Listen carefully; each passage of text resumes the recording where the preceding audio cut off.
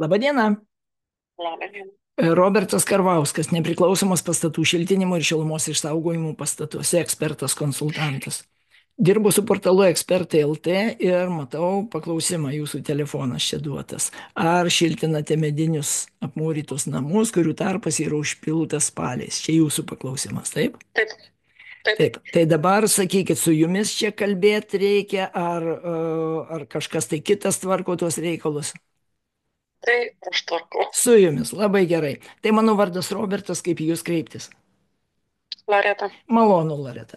Tai dabar, Loreta, žiūrėkit, jūs kalbat apie namą, bet čia paminit tik tai sienų konstrukciją.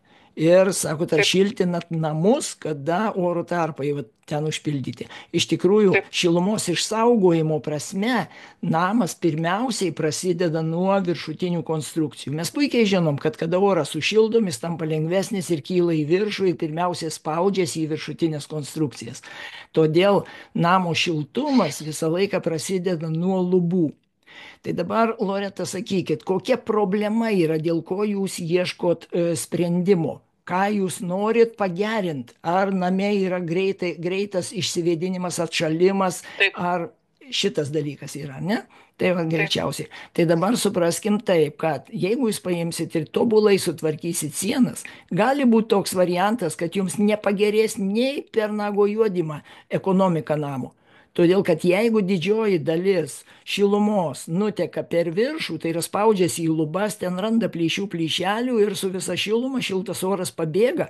Tokiu atveju sieną sutvarkius vis tiek per viršų lygiai tiek pat pabėgs. Todėl gali ekonomika nepagerėti. Todėl pirmiausia reikia nusistatyti problemą, kur yra didžiausia problema. Tai reiškia, per kur daugiausiai šilumos pabėga. O tyrimai visi rodo, kad 4/5 šilumos nuostolių gaunasi dėl to, kad jūsų pinigai sušildytas oras spaudžiasi į atitvaras ir randa ten plyšių plyšelių ir nespėdamas atiduoti savo šilumos niekam, jis su visa ta šiluma ir pabėga. Todėl varža nelemia, o lemia būtent sandarumas, 4/5. Tai Mhm. pirma diagnozė, ką reikia padaryti namui, tai patikrinti sandarumą, nustatyti, kur yra oro pabėgimo greitkeliai, kanalai visi ir per kur į tą vietą įtraukiamas šaltas oras. Kada jūs tai nustatysit ir šitos dalykus sutvarkysit, jau bus 4/5 šilumos praktiškai pagauta. O toliau galima žiūrėti, per kur dar prisiglaudė šiltas oras atiduoda daugiausiai šilumos. Tai yra pirmas būdas netekimo yra konvekcija, tai šilto oro judėjimas. Antras būdas yra kondukcija. Tai reiškia šilumos perdavimas prisiglaudus prie konstrukcijos. Tai va tie dalykai, juos reikia žiūrėti. Ir dabar žiūrėkit, kada viršų jūs užsandarinat perdangą, sakykime, arba stogą, viršutinę konstrukciją, šiltas oras atsiremia ir neranda per kur pabėgti. Ir tada jisai pradeda kauptis patalpose. Tik tada jisai pradeda spausti į sienas. Tai antras prioritetas. Toliau durys langai, jų sandarumas, jų įmontavimo kokybė. Tai yra trečias. Ir ketvirtas yra grindys ir pamatai. Va tokiais prioritetais reikia žiūrėti į šilumos išsaugojimą. O jūs dabar iš karto kalbate apie sienas, ar galima ten kažką tai apšiltinti. O gal nereikia jų šiltinti visiškai. Tai aš esu ne pardavėjas, ne tiekėjas, ne rangovas, aš esu tiesiog ekspertas konsultantas. Ir padedu žmonėms susigaudyti pirmiausiai Mhm. principuose, kad jie galėtų supratę esmę patys savarankiškai priimti racionaliausius sprendimus ir sutaupyti daugiausiai pinigų. Tai ar supratot mano mintį, Loreta? Supratau, aš mintį tiesiog, jo, man paskambino iš tikrųjų kelios firmos, tai va viena iš kuri pasiūlė tiesiog su termovizoriu patikrinti visą pastatą, kur vis tik daugiausiai yra atiduodama tos šilumos, Supratau. Supratau, kur Loreta. didžiausi tie šalčio tiltai. Ar čia teisingai priėmiau sprendimą? Kad pirmiausia Žinot ką, pasitikrinsiu termovizoriu. iš tikrųjų ne. Todėl, kad termovizorius rodo tik tai kondukcinį šilumos praėjimą. Tai reiškia, jis rodo temperatūrą ant paviršių Mhm. ir viskas. Ir jis visiškai nerodo, kur yra kiaurymės. Dabar žiūrėkit, kada jūs viduj sušildot orą ir yra skylė, sakykime, kažkur. Ta šiltas oras eina per tą skylę. Jūs iš vidaus matuojat su termovizorium ir jūs matot ir konstrukcijoje temperatūrą ant paviršiaus, ir šiltą orą taip pat matuoja toje skylėje Mhm. ir ten tokia pati temperatūra. Ir jūs visiškai nematot, kad ten yra šilumos nutekėjimas, nes temperatūra tai ta pati, skylėje yra taip pat tas pats šiltas oras. Kada jūs darot sandarumo testą, jūs darot slėgių skirtumą, pavyzdžiui, iš patalpų išsiurbiamas oras, ten įstato į Mhm. duris tokį tentą, įstato ventiliatorių, siurbiamas oras, patalpose gaunasi oro išretėjimas ir tada per įvairius nesandarumus iš lauko įeina šaltesnis oras negu patalpų vidaus temperatūra. Ir va tada termovizinė kamera puikiausiai parodo, kur yra šalto oro įtekėjimas, kur yra visos kiaurymės. O šitos dalykus reikia nustatyti. Todėl nepaprastą termoviziją reikia daryti, o reikia daryti sandarumo testą. O tai kas, pavyzdžiui, yra firmos, kurios daro tas sandarumo Yra, testus? taip, šitą. Aš galiu Jums parekomenduoti, sakykime, žmogų, kuris tai dirba labai seniai ir jis išsiskiria, vat, praktiškai Lietuvoje išsiskiria tuo, kad jis duoda ne tik tai problemos parodymą, kad va čia yra problema ir viskas. Jisai detaliai daro fizinę nuotrauką, daro termovizinę nuotrauką šalia, daro išvadą ir duoda rekomendacijas, kaip, kokiais būdais, kokiomis medžiagomis galima tai ekonomiškiausiai sutvarkyti. O tas tai tikrai Mhm. išsiskiria, todėl, nu, tiesiog galėčiau parekomenduoti, jeigu norit. O gerai, bet sakykime, o tai kainos koks, ar būtų ten labai brangus, sakykime, tas patikrinimas, nes... Šitas oriniai Mhm. termovizija arba sandarumo tyrimas, tai kiek aš žinau, tarp 2 ir 300 eurų. Tai Ai, nėra, tiek, tai nėra iš tikrųjų brangu. nėra dideli pinigai. Taip, už tai, kad jūs atrasit tai, kas pirmiausiai pradės taupyti jūsų pinigus. Kai sutvarkysit šituos dalykus, jau gali būti taip, kad daugiau nieko jums nebereiks visiškai. Tai nereiškia, Nes... kad namas bus Mhm. idealus, bet galbūt jums tiesiog bus pakankamai ekonomiškas ir jūs nesuksit savo daugiau galvos. Nu, kad ne ekonomiškas, tai tikrai, bet ten, aš žinau, yra problema su antro aukštu, iš tikrųjų, yra kažkur per perdangą, kažkur blogai padaryta, tiesiog antro aukšto grindį žiemą, jos šaltos būna, antram aukšte. Pala Tai minutėlę, tai dabar pirmam aukšte šildoma yra, o antram aukšte yra šaltos yra du, irgi ne, kaip šildoma. yra šildomos, nu, kaip šildomi būdų aukštai yra šildomi, bet antro aukšto grindis yra šaltos, jos tiesiog, nu, žiemą jos ledinės. Tai tada žinot, ką aš pasakysiu jums? Dažniausiai žmonės galvoja, kad kažkur tai iš apačios turi šaltis ateiti. Žiūrėkit kaip, jeigu yra patalpa nesandari, tokiu atveju į viršų kylanti šiltas oras randa kur pabėgti ir gaunasi patalpoje oro išretėjimas. Tada per įvairius nesandarumus įvairiose vietose įsiurbiamas šaltas oras, o šaltas oras visada yra sunkus ir jis neišvengiamai gulasi ant grindų iš karto. Todėl mes braidom po šaltą orą, grindys atšala ir mes tiesiog fiziškai teigiam ir matom, kad grindys yra šaltos, bet nesuprantam esminių priežasčių paprastos fizikos, kad tas oras gali ateiti per palangių apačias, per įvairias kiaurymės, įvairiai, ir tas šaltas oras iš karto atsiguls ant grindų ir jas atšaldys. Tai Mhm. reiškia, kad jūsų viršutinės patalpos yra nesandarios. Greičiausiai problema yra viršutinėje atitvaroje. Ar viršuje yra perdanga virš antro aukšto, ar stogas tarnauja kaip lubos? Kaip ten yra? Ne, perdanga yra, matot, buvęs yra, kad namas yra degęs. Tiesiog buvo ant stogas nudegęs A? ir tada į perdangą jau šildyta knaufinė vata ir dėta USB, o vienas kliūtas darytas karkasinis, nes kadangi jisai tiesiog plyta buvo Supratau, sutrupėjusi. supratau. Tai greičiausiai, kad tokiu atveju greičiausiai, kad tuose konstrukcijose oras atsirėmęs į jas lengvai praeina.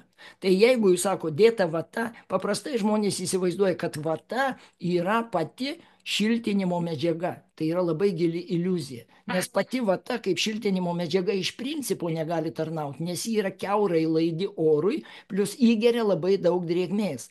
Ir jeigu mes vatos neizoliuosim tiek nuo šilto vidaus oro, tiek nuo šalto lauko oro, tokiu atveju oras esantis vatoje, gavę šilumą, iškeliaus laukan, į tą vietą iš apačios ateis šiltas ir drėgnas patalpų vidaus oras, šaltuose vatos sluoksniuose tie garai, kurie yra patalpų vidaus ore, kondensuosis, vata taps šlapia ir tai bus jau ne šilumos izoliacija, o šalčio tiltas.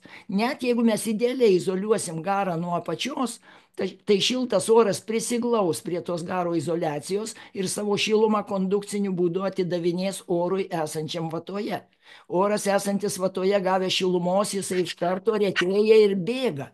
Į tą vietą ateis šaltas oras į vatą, kadangi vata laidi orui medžiaga. Todėl mes turim užtikrinti, kad šaltas oras negalėtų įeiti į vatą, o šiltas oras iš vatos negalėtų pabėgti. Tai reiškia, kad iš abiejų pusių, ir iš galų, ir iš kampų, ir iš kraštų taip pat vata turi būti pilnai izoliuota.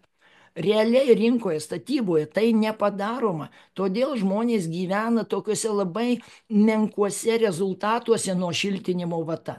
Ir gyvena ir galvoja, kad taip gal ir turi būti. Tai iš tikrųjų netiesa. Tiesiog mes praradom supratimą apie procesus, kurie ten vyksta, todėl ir nepadarom teisingai. Tai va tame tiesiog aš tame konsultuoju žmonės, kad jie jau jeigu renkasi šitą medžiagą, kad jie būtų kvalifikuoti užsakovai ir kvalifikuoti techniniai prižiūrėtojai. Jie turi prižiūrėti ir užtikrinti, kad būtų padaryta viskas teisingai. O jei nesugeba rangovai padaryti teisingai, jiems reikia spirti į užpakalį ir varyti laukan iš objektų. Aš suprantu šitai. Kultūra jau yra padaryta, nes kadangi iš tikrųjų nesupranti, tiesiog jeigu daro žmogus kažkaip jom pasitikė, o dėja.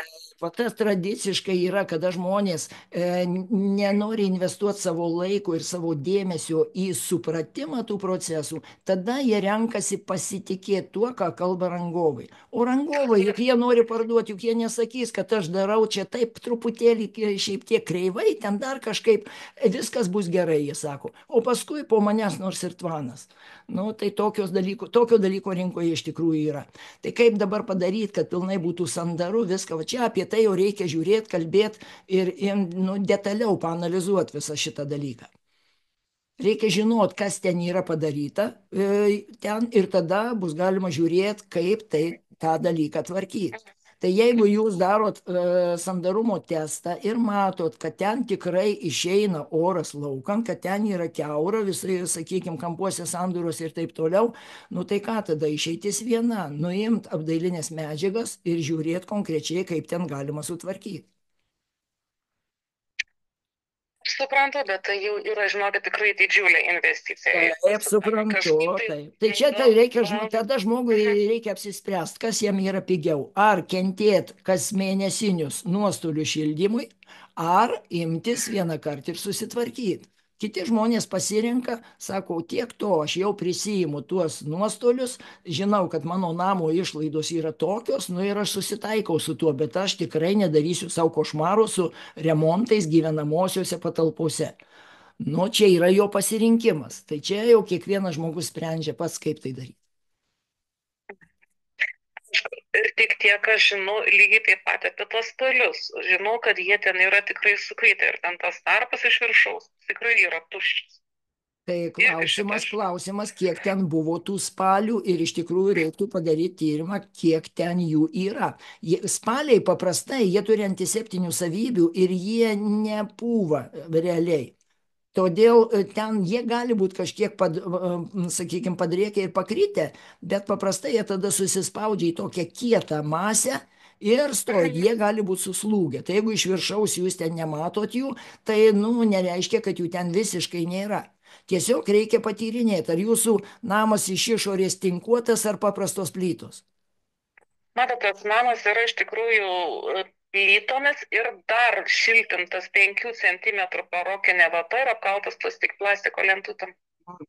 Nu tai va, tai jeigu tavo ta dar ten su prasta vėjo izoliacija arba nėra vėjo izoliacijos, tai žinot, ta vata kaip nabašnikui kompresas, kaip sako. Tai jie keurai persmelkiama šalto oro ir tas šaltas oras vis tiek yra prie pat fasado. Tai ar jie dėta ta vata ar nedėta, praktiškai nelabai kas skiriasi. Čia viskas priklauso nuo to, aš nesakau, aš sakau, kaip gali būti. Tiesiog reikia ten žinot, kas ten yra.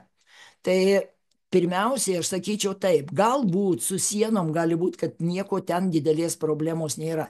Gali būti, kad didžiausia problema yra jūsų viršutinės konstrukcijos, po to antroji vietoj gali būti durys, langai, jų nesandarumai ir prastas įmontavimas, toliau gali būti vėdinimo sistema, klausimas, kaip jūs vėdinat patalpas, nes jūs sušildot orą savo pinigais, klausimas, kur jūs tą sušildytą orą dedat, kaip jūs jį keičiat patalpose. Tiesiog jis, kaip tai keičiam, tai jisai tiesiog, aš manau, jisai cirkuliuoja pas mane, nėra tam. Kaip vykdomas vėdinimas. Jeigu patalpos normalios, tai jūs oras yra viduje, jūs jį iškvėpuojat ir kur jisai dingsta. Jūs ir gyvenat tame iškvėpuotame ore nuolatos. Arba jūs galvojat, kad namas turi būti pakankamai nesandarus, per jį keurai turi pūst skersvėjai tam, kad jūs turėtumėt kuo kvėpuoti. Tai yra senas tarybinis modelis ir tai yra neekonomiška katastrofiškai. Todėl, jeigu norit namo ekonomiškumo, šiltumo ir jaukumo, jūs turit namą pilnai užsandarint ir tada jūs turit prisimti prievolę orą sistemingai keist tiek, kad jūs galėtumėt sveikai ir harmoningai kvėpuoti. Tai reiškia, vėdinimo sistema turi būti. Jeigu jūs nevėdinat, tokiu atveju jūs turit problemų ir su šiluma, ir su oru, ir su sveikata tada. Viskas surišta, matot, yra. Nu, supratau, bet jūs supraskite ir tai, jeigu aš gulėčiau ant pinigų maišo, aš tikrai pasidaryčiau, o ką jūs man rekomenduojat. Aš suprantu, bet jūs... Aš neagituoju jūsų už nieką, aš tik aiškinu jums principus, aš visiškai jūs suprantu. Ir vat iš to, ką mes turim, sakykime, kokius resursus, iš to ir reikia priiminėti sprendimus. Tai mano paskirtis yra padėti žmogui priimti sprendimus tokius, kurie, jį tenkina pagal ekonominius resursus, visus pagal viską. Tiesiog galima žiūrėti, ką pirmiausiai galima padaryti, tą minimumą už minimalę kainą, kad nors šiek tiek pagerinti namo ekonomiką. Tai jeigu norit, galiu aš tiesiog šitą dalyką jums daugiau apšviest. Galų gale aš esu visus šituos niuansus sudėjęs į labai stiprų seminarą, kuris ir vadinasi Šiuolaikinis, modernus, šiltas, ekonomiškas ir nebrangus namas, kaip nesuklysti. Šito seminaro vaizdo įrašą žmonės gali įsigyti pas mane svetainėje, kuri vadinasi sandarusnamas.lt. Šito seminaro įrašas kainuoja 57 euriukai, bet tai yra tikrai ne tie pinigai, kuriuos vertėtų sutaupyti, nes paprastai žmonės, bandydami pagerinti namo ekonomiškumą, padaro tokius sprendimus, kurie nepadeda, išlaidas padaro, o nepadeda nieko ir kartais netgi padaro dar blogiau. Todėl vienos klaidos nepadarius, jūs jau laimėsit mažiausiai 10 kartų daugiau, negu investuosit į šitas žinias. Ir dar tokia sąlyga pas mane, kad jeigu jūs įsigiję šito seminaro įrašą, 5 dienų bėgį peržiūrėję jį nuspręstumėt, kad jis jums nenaudingas, aš ne tik gražinu pinigus, bet plus pridedu dar jums 10% kaip kompensacija už sugaištą laiką ir sunaudotą energiją. Todėl, kad aš garantuoju už tai, kad šitos žinios tikrai veikia, kad jos tikrai taupo pinigus ir aš atsakingas už tai, kad žmogus turi gauti naudą iš šito. Tai va, jūs galite tuo pasinaudoti. Tai yra jūsų galimybė. Arba jūs galite tiesiog užsiregistruoti pas mane į konsultaciją ir mes galėsim pereiti per visus klausimus, galų gale video konsultacijų, galite jūs man netgi parodyti, kaip, kur, kas atrodo ir mes galim sudėlioti tada visą planą, nuo ko jums pradėti, į ką atkreipdėmėsi, į kur pradinės lėšas investuoti, kad gauti didžiausią grąžą ir didžiausią pokytį jūsų namo šiltume. Supratau aš jūs. Tai va, tai... Tiesiog man dabar reikia suvirškinti, ką jūs viską čia susakėt. Taip, aš tik tai konsultuoju jūs ir viskas. Ir tikrai jūs liekat su savo sprendimais. Aš linkiu jums bet kokiu atveju pačių racionaliausių sprendimų ir ekonomiškiausių rezultatų. Iš šito pokalbio aš nieko nenoriu iš jūsų, todėl tiesiog žiūrėkit, jeigu reikės, aš padėsiu jums rast sprendimus, bet tam reikės daugiau informacijos, reikia tiesiog iš objekto pažiūrėti, pamatyti. Tai aš į objektą jau nevažiuoju, kadangi video ryšys yra, man žmogus tiesiog viską parodo video ryšį ir mes galim kažką tai apspręsti. Konsultacijos galimybės jūs taip pat rasit pas mane svetainėje sandarusnamas.lt. Įeisit į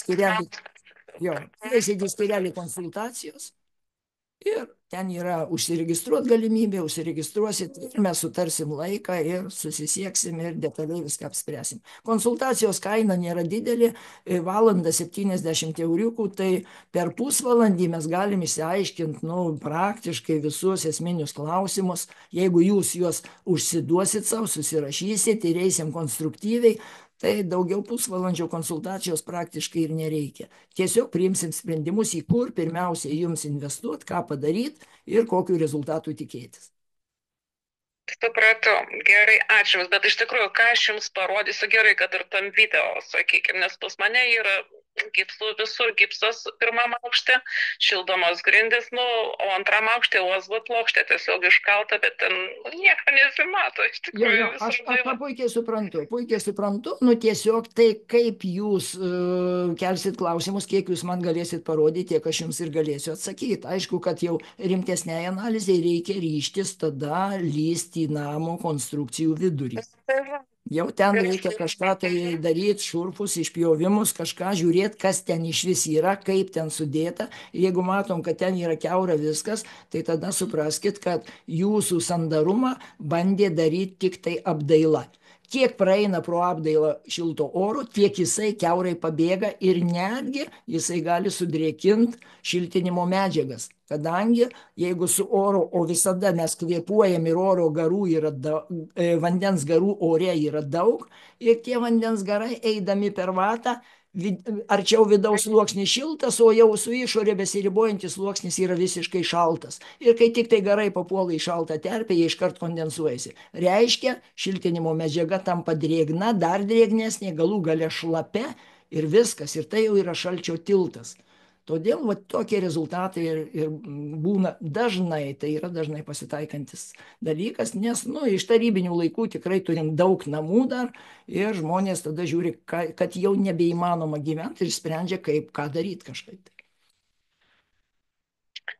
Aišku, kažką, tiesiog nežinau, tiesiog viskas, sakau, ką jūs dabar susakėte, tiesiog permastysiu ir tada priimsiu sprendimą, ar geriau jūsų konsultacija, ar to sandarumo testo, tiesiog, jeigu dar gali tą meistrą, jeigu gali dar numerį. Gerai, 8, 6, 8, 6, dabar tai jau ne 8, o 0 pradžioje, ne, tai reikėtų sakyti. Palaukit minutę. Gerai. 0.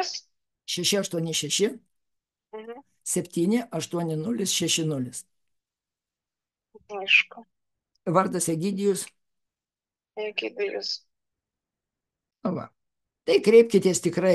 Ir ką aš pasakyčiau, tai pirmiausiai, jeigu jūs jau norit ir toliau konsultacijos, tai pirmiausiai vis tiek reikia pasidaryti šitą diagnozę. Tai yra pasidaryti sandarumo testą. Ir tada jau bus aišku, ką toliau daryti, kur didžiausios problemos. Tai pirmiausiai vis tiek reikėtų pradėti nuo to. Nes jeigu jūs kreipsitės į mane konsultacijos ir neturėsit sandarumo testo jokių rezultatų, tai tada tiesiog neaišku, į ką atkreipdėmėsi. Nes reikia atrasti problemų šaknį. O problemų šaknis 4/5 šilumos nuostolių yra šilto oro pabėgimas. Nustatyti kur. Ir tada tvarkyti ten. Supratau, gerai, labai jums didelis ačiū už konsultaciją. Ačiū jums, kad tai išgirdot, aš linkiu jums gerų sprendimų ir kuo ekonomiškesnių rezultatų. Viso geriausio. Žinau, kad yra sunku susigaudyti tarp šitų dalykų, nes daug ko nesupranti ir nesuvokia netgi. Suprantu, jūs pilnai suprantu, taip, ir daugelis žmonių ryštasi pasitikėti rangovų kalbomis, aš tai vadinu paskalos, plėtkai, jeigu rangovai nesiremia dokumentais ir neišaiškina klientui, kas ką reiškia ir kuo tai atsirūks jam, tokiu atveju rangovai neduoda žinių, o žmogus nesugebėdamas pats jų pasiimti, aklai pasitikė, nu ir tada rangovai jam įkiša tai, kas jiems patogiau, o ne tai, kas geriau klientui. Dažnai šitai būna. Na, aš tikiu, nes visur yra verslas. Taip, taip, natūralu. Gerai, Tai nu va. kągi, gero vakaro Ačiū jums Jums. tada. Viso Ačiū Jums geriausio. taip pat. Viso gero.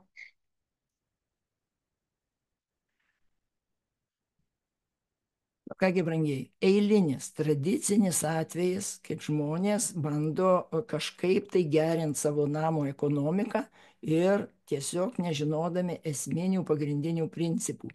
Tai atrodo banalus netgi atvejis, ar ne? Bet iš tikrųjų čia tradiciškai nuolatos be pasikartojantys atvejai tokie yra, todėl vertėtų atkreipti dėmesį, nes dažnai ir mes patys susigundom tiesiog patikėti tai, ką kalba atvažiavę žmonės, siūlydami savo produktą. Tikėk, pasitikėk, bet tikrink visada. Daviriai nuo pravyriai, ar ne, kaip rusiškai sakoma. Tai verta laikyti šitos taisyklės. Tai šiame pokalbėje mūsų aš ir norėjau būtent atkreipti į tai jūsų dėmesį, kad verta susigaudyti pačiam tam, kad priimt racionalius sprendimus, kuriais galit patys pasitikėti. Gero jums vakaro.